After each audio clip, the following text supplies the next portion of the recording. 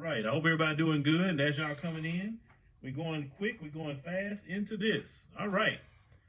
The Trump administration removes a ban on segregated facilities in federal contracts.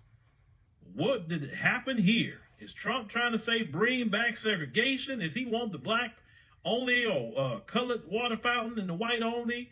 Is that what he's trying to bring back? What are they saying here, ladies and gentlemen? All right, so apparently segregation is back in the United States. I've been hearing about this in other videos. Didn't think it was true, but now we're about to find out, all right? So it's 2025. I mean, why are we even talking about this? But all right, let's see what's going on. Let's kind of look at it and we'll go through it. So they say that the administration of the President Trump has removed the explicit ban on segregated facilities like waiting rooms, restaurants, and drinking fountains for federal contractors. They say a memo issued by the U.S. General Services Administration showed. They say the memo was issued last month, but media outlets took note of it Tuesday. They say after a report from NPR. Okay, so Donald Trump has removed explicit ban on segregation facilities like waiting rooms, restaurants, and drinking fountains. So basically, people can discriminate. I guess federal contractors can discriminate. At restaurants. I mean, what's happening here? Like, what is the motive behind this? What are they trying to say here? That's what I'm trying to get to. That's what I'm trying to understand. Now, they say that since taking office on January 20, Trump has taken multiple steps aimed at dismantling diversity, equity, and inclusion programs in the federal government and private sector. It said in one such executive order, it said Trump revoked executive policies dating as far back as 1965 on equal employment opportunities, environmental actions designed to protect communities of color, and workforce balancing efforts by federal contractors based on race, gender, and religion. It said a 1965 action aimed to end discriminatory practices in hiring and employment on part of the U.S. government contracts. So the February 15 memo said it was making changes prompted by that executive order from Trump. Before we continue to go, let's go on and get into this. Let me get to my screen. Now, they said, let me make sure before I switch. It said waiting rooms, restaurants, and drinking fountains for federal contractors. So if you have a federal contract, according to what they're saying here, you can say, in the waiting room, you don't want no black folks or whoever else. If you got a restaurant, you got a federal contract, you can say, you can discriminate. And if you got a federal contract with drinking fountains, you can discriminate. Now, what some people are saying, they say, what? I mean, if they want to bring back segregation, I mean, I don't really think people care. Like, I mean, I know we got sold this whole integration thing, this whole I have a dream, but look how it turned out. It's a complete mess and a complete disaster. Black people constantly getting discriminated against in certain places, in certain restaurants where people might not want them there. I mean, like, I'd rather somebody tell me straight up, like, look, I don't want you eating at this restaurant because you're black, than me having to go in there and having an issue, or having people trying to spit in your food or try to put their foot in your pasta, then come out and serve it to you. Like, I'd rather just not even deal with that. Like, I'd rather not. Like, I'd rather just, hey, we don't want you here. Fine, cool. We don't got to be here, and that's that. I mean, this can open up the door to even greater discrimination, right? It may start off a federal contracting, but who's to say it don't be your local mall? It may be your local restaurants. It may be bathrooms in certain places. It may be hospitals. It could be whatever to segregate, us. Well, Trump is going back to that. What is going on? Why is he trying to do all of this? See, if y'all have voted for the Democrats, this is what they're going to say. If you'd have voted for the Democrats, see, Kamala wouldn't have done any of this. You're 100% right. She wouldn't have.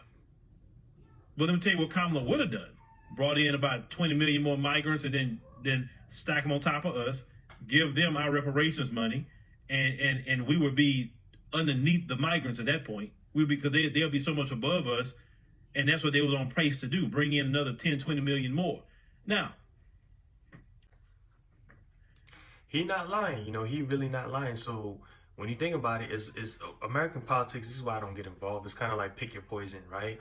It's like, if you pick this apple, you're gonna get these poisons, and if you pick that, you're gonna get these poisons. It's just, to me, it's just all a game. It's just all a joke. America is a huge scam, a huge psyop, you know, and it's just like I even got a video.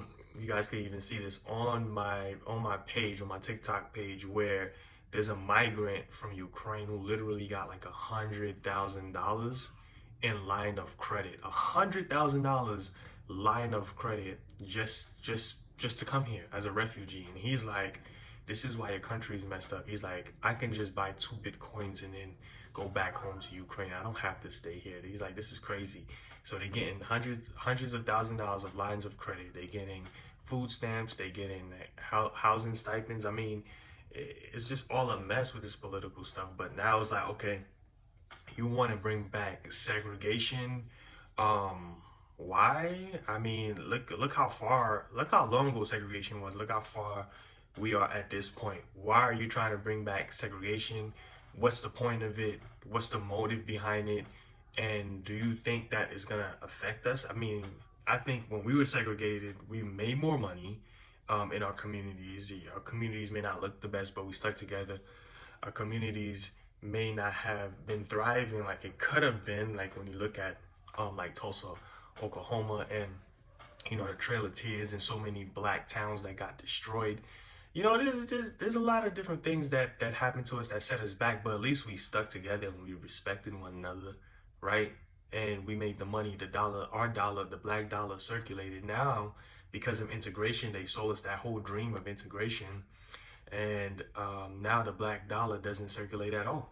You know, it circulates the least amount of every demographic in America because of integration. So what's the motive behind them bringing back these ideas, these ideologies? Like, it's kind of planting a seed in people, like letting them know, like, hey, this can be possible. Integration could be a possible thing. Let's go back to the time of the civil rights movement. Let's talk about it just in essence. Black folks, when they was out here fighting, they was fighting for equality. They wasn't fighting for integration. That wasn't really the sticking point. It was equality. So you remember in America, they said we had separate but equal.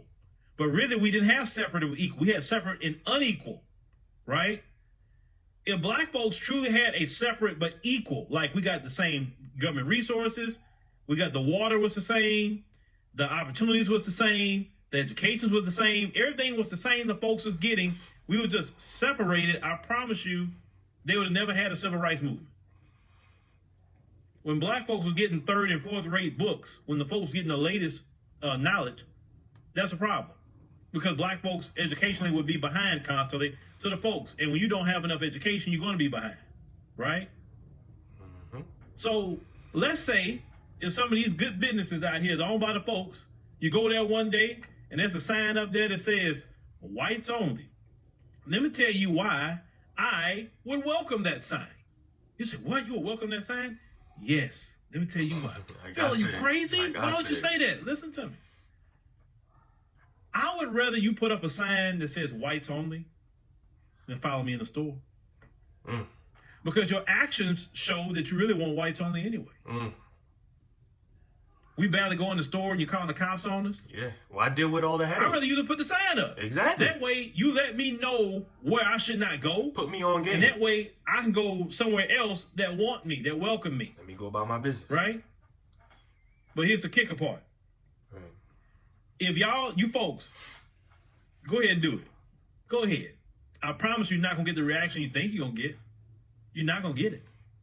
Yeah, because it's like, what? Like, why deal with all of the hassle, all of the headache of trying to fit in where you're not wanted? You know what I'm saying? Like, it's like I'd rather just, and I think this is the problem that happened with integration. Is like you're forcing people that don't want to really be amongst one another to try to live amongst one another, and look how it's turned out. Like, we're in 2025 and we're still dealing with the same exact race relations that we were dealing with in 1915. You know what I mean? So what has changed for real? I'm gonna tell you what's gonna happen. If y'all decide to ever do that, now we talking about federal contracting here, but I'm saying if y'all ever decide to do it, you will spark the greatest business creation, innovation, and greatest support out of black people within our own community like you've never seen before. That's true. That's a fact.